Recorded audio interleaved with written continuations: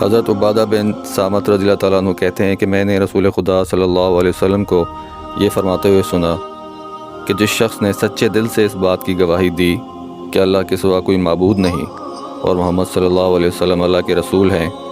تو اللہ تعالیٰ اپنے فضل و کرم سے اس پر دوزخ کی آگ حرام کر دے گا۔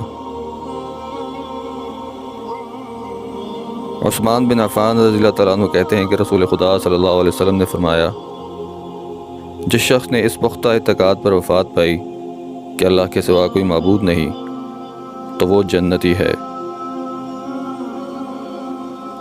اور حضرت جابر رضی اللہ تعالیٰ عنہ کہتے ہیں کہ رسول خدا صلی اللہ علیہ وسلم نے فرمایا، دو باتیں جنت اور دوزخ کو واجب کرنے والی ہیں۔ ایک صحابی نے عرض کیا، یا رسول اللہ، جنت و دوزخ کو واجب کرنے والی وہ دو باتیں کون سی ہیں؟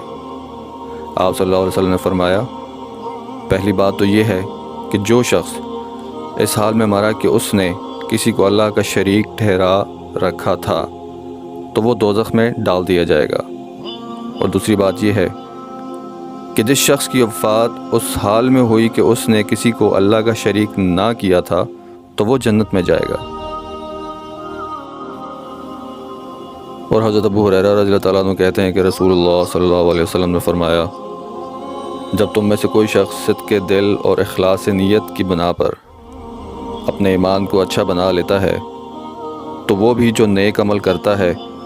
اس پر اس کے اعمال نامے میں اس جیسی 10 سے لے کر 700 تک نیکیوں کا زائد اجر لکھا جاتا ہے، اور وہ جو برا عمل کرتا ہے